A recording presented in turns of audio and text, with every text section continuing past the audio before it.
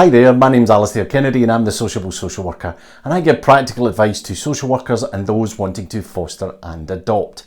And in this video we're going to look at the differences between fostering and adoption and which one would you want to choose. So let's get into it.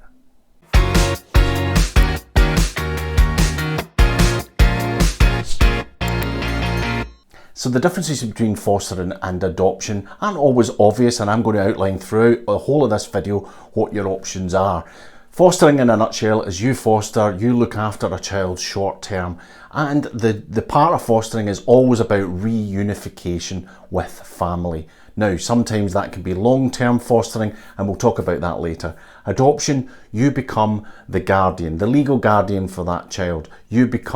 You have parental rights for that child, and ultimately that child is yours through a longer process sometimes than fostering. So as a foster parent, you're usually there for the short term, but the local authority will support you through this process, and actually the local authority holds some responsibility for that child, as do the child's birth parents, depending on their legal status. Now, this can be short term, it can be long term. I'll go into that in a bit more detail.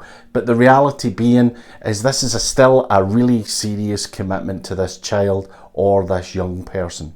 Many of the children we'll work with will have had multiple moves. They might have experienced extreme trauma, actually just the multiple moves as well. So it's important that you sustain any placement despite the difficulties, so that that child can move on positively back to birth parents or to a longer term placement, or maybe even adoption.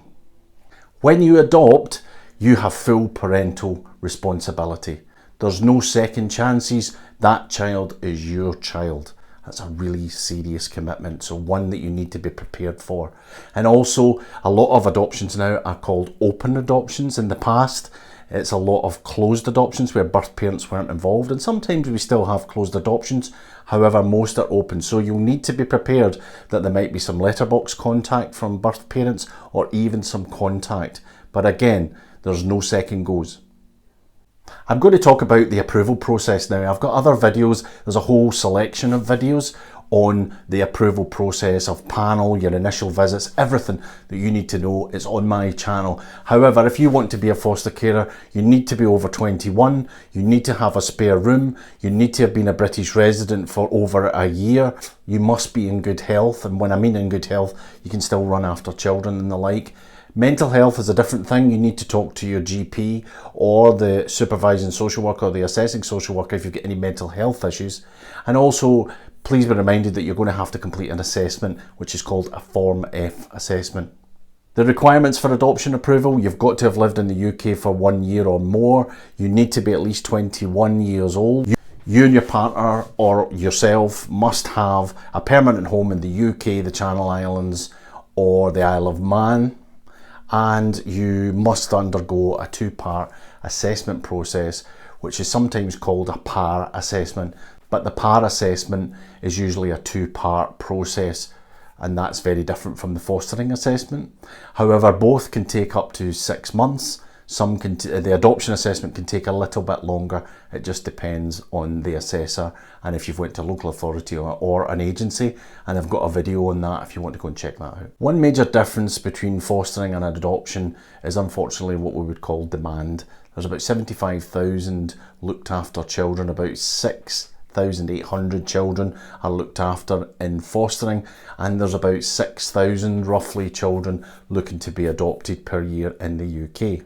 With fostering, your matching can be quite quick if you want to do short term or long term. It just depends on the types of children you want to look after.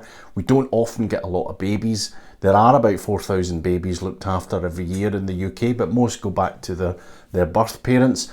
However, if you want to do short-term fostering, you will be a bit busier, obviously. In terms of adoption, that matching process can take time. It's a forever family, isn't it? And it needs to be right. And as I said before, there are no second goes. So the matching can take a little bit of more time. And the average range for adoption is about 3 years, 10 months for a child being adopted. And also it can take up to 450 days for the whole adoption process and the matching. But we're social workers are trying to get that down to be a bit quicker, and the government have been pressing for a quicker adoption. But as you can imagine, it's a really serious thing, adoption. We need to get it right, so timescales aren't always kept. So, allowances for adoption and for foster care. Well, foster care, it's usually there's a set allowance for local authorities or agencies. It can vary from £290 up to £800 a week. It just depends on who you want to work for, the types of placements that you're taking on, and this, the needs of the child that you're looking after.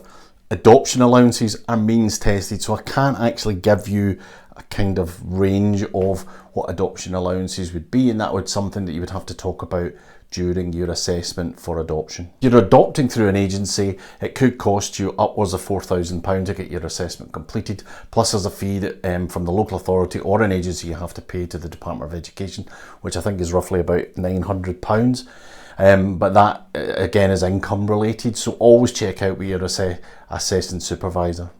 Now, while we're talking about money, part of your assessment will talk about your financial security. So make sure that you're in a financially safe position, that you've not got heaps and heaps of credit cards lying about, that you've actually got a stable income coming in, that it doesn't matter if you're renting your house, that doesn't matter. It's just this ability to be able to pay your bills is really crucial for either fostering or adoption. And you've no CCJs or you've been made bankrupt.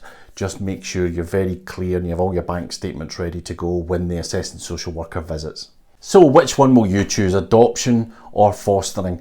Fostering can make such a difference to children and young people's lives, and actually the reunification back home is the clear goal of that, and that's what we all want for kids, for them to go back to their birth families, and sometimes that just can't happen, and that means that you might be able to look after that child for the longer term. You will get a lot of support from the local authority or the agency that you're working with. You'll have what's called a supervising social worker, and I've got a video on that and what they actually do and how they should be supporting you. For adoption, support after you've adopted that child may differ from region to region, agency to local authority, and it depends on the children's needs as well. There may be financial support, there may be emotional support, there may be counselling. It just depends on what you need as a family and what that child needs as a family and what you're open to in terms of support. There is some adoption funding as well available, and you can speak to your assessing social worker about that as well. The plain difference between fostering and adoption is fostering, you'll be busy all the time, short term, but that child is never going to be with you for the long time, for the rest of its life.